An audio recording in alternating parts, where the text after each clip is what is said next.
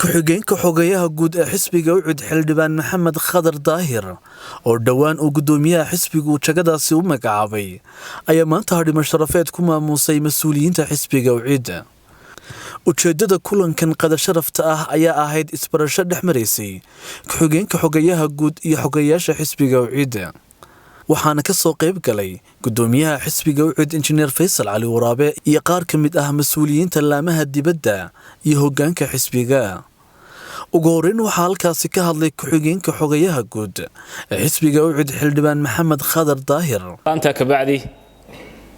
maanta waxay ii tahay sharaf iyo waxay ii tahay runtii yididiilo cusub xisbiga cadaaladda iyo daryeelka ucud oo maanta aan afkiisii ku hadlayo. waxaan idin leeyahay waa mahadsantihiin, soo dhowaada marka koobaad. marka labaad, sida ka warqabtaan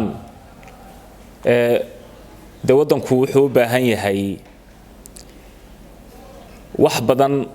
oo maanta aynu tabayno inay qabyo yihiin sidii loo qabyo tiri lahaa. meesha aan isleeyahay maanta waa laga qabyo tiri karayaana waa xisbiga cadaaladda iyo daryeelka ee ucud.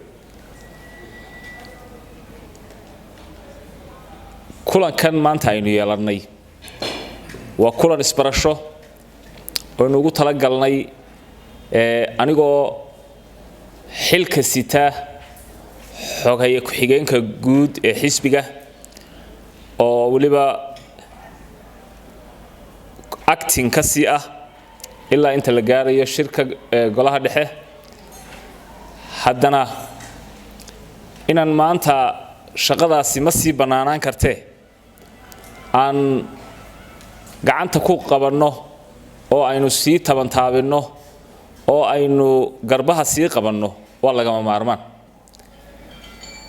walaalayaal, saad ka warqabtaan doorashaynu ka soo baxnay dhowaan. doorashada waxaan ka mid ahaa dadkii tartamayay ee ka tartamayay gobolkan Maroodijeex. nasiibku wuxuu igu simay dadkii soo baxay inaan ka mid noqdo. dadkii codkay siiyey laguma khasaarine halkii ay la rabeen oo isbedel ahayd waynu fartoodii halkii baynu geynay. taasina waxay ka turjumaysaa isbahaysigii xisbiga cadaaladda iyo daryeelku uu la yeeshay xisbiga wadani oo guushu sidaa iyaga ku raacday. saddexda xubnood ee maanta golaha baarlamaanka loo magacaabay waa hambalyeynayna waana soo dhaweynaynaa. isbedelka markaynu samaynaynay umaynu dooran saddexdaa iyo mid kastoo kale oo isbedel aynu doorannay inay halkii hore uun ka sii miisaanay. waxaynu u doorannay wax muuqda oo aynu ku qanci karno inay ina tusaan iyagoon yooyootan iyo midi ku taag toona kaga dhigahayn marba xukuumadda jirta. xukuumadda wax kasta oo ay ku gardaran tahay ama ay ku qaldan tahay waynu u hiilinaynaa, waanaynu ka qabanaynaa. hiilkeedu waa inaynu ka qabanno weeyaan. wax kastoo ku wanaagsan tahay iyadana waynu hiilinaynaayo waynu ku garab istaagaynaa. halkaana xukuumaddu yaanay aad uga didin oo yaanay is odhan mucaaradkii hadday isbahaysteen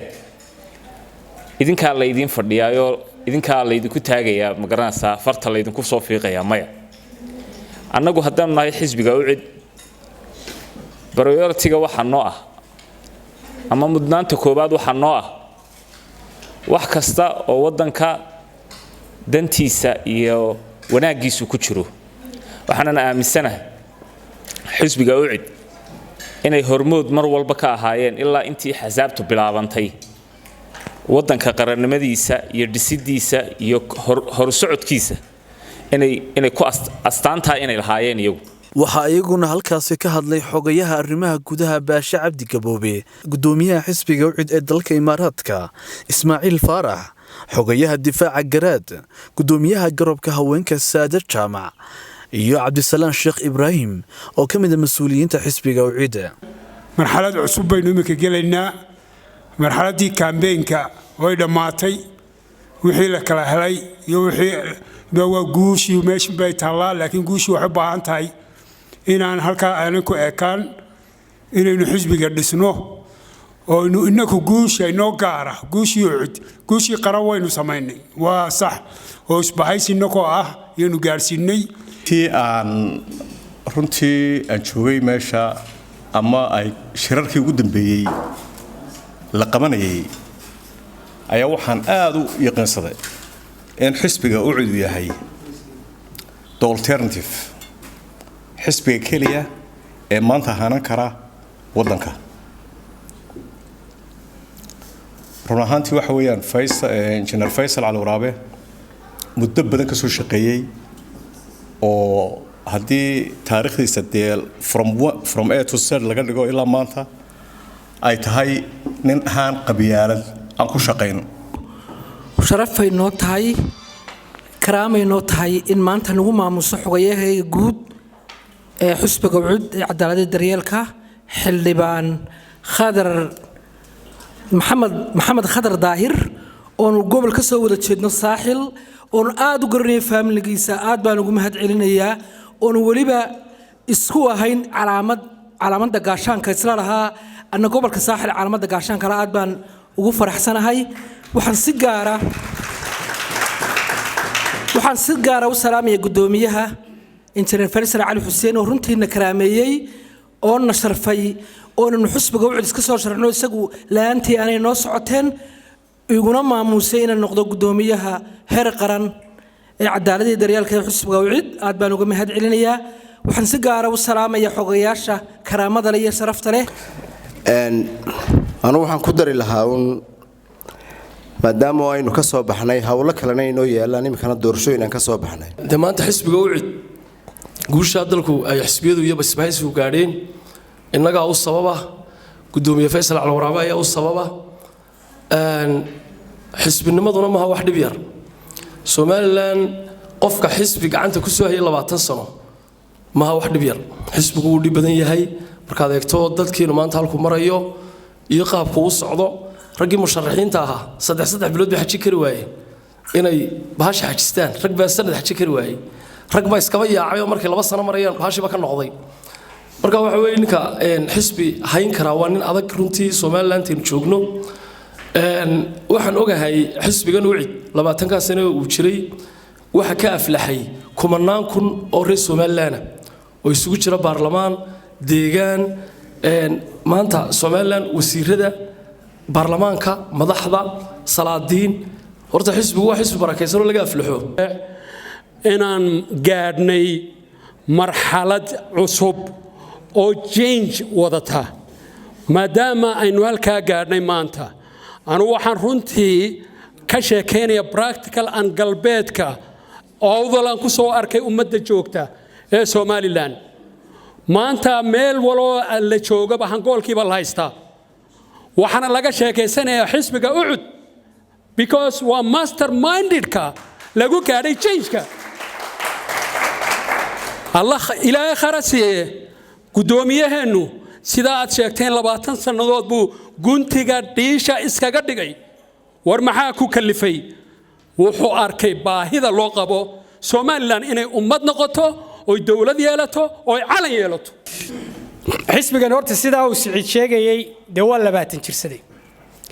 20 jirkana markaynu eegno bil aadanka waa meelaha awoodiisu ay ugu fiican tahay ee dhalinyaranimada la yiraahdo maalmo dhaweyd waxa meelaha la wadwadaayo qoladii baarlamaankii kan ka horeeyay ay haraatida u dambaysa ka sii dhigan weydin ogeedeeno bahala la furaya iyo xisbiyada hal la furayo cilbax yar oo dambe sii sameeyeen horta hadii la furiyo hadaan la furinba nin laba jirki nin sanadkiisii koowaad ba ku soo baxay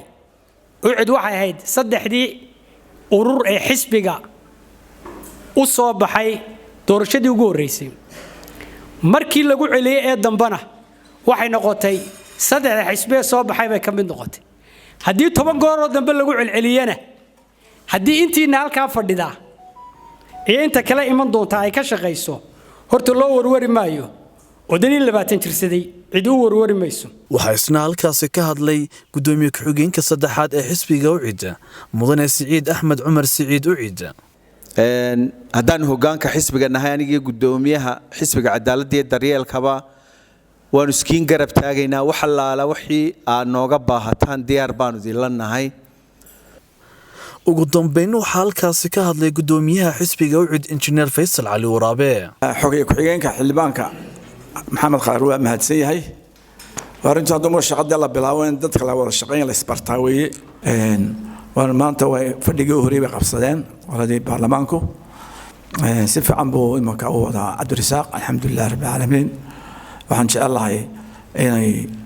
ay qaladaadkii ku hore ay ka faa'iideystaan lesson learning ay sameeyaan baarlamaanku uu baabay baarlamaan ma jirin waxa meel lagu danaysanayo shakhsiyan laga danaysanayo Soomaali lagu curyaamiyo ano dhibaatada Soomaaliya ku dhacday waxa weeye waa muddo kordhisigii ama haata madaxweyne ama haata guurti ama haata baarlamaan ayaa wixii aynu tabcanay wanaagaba baabiyay sumcadeeni baabiyo wax la sheegay in jaamacad ku jiro adsabao oo faanay reer Soomaaliya oo yiri dimuqraadiyadna professorkii midka dimuqraadiyada baarlamaanku sheegay tabasan u fadhiyay midka ku faani kara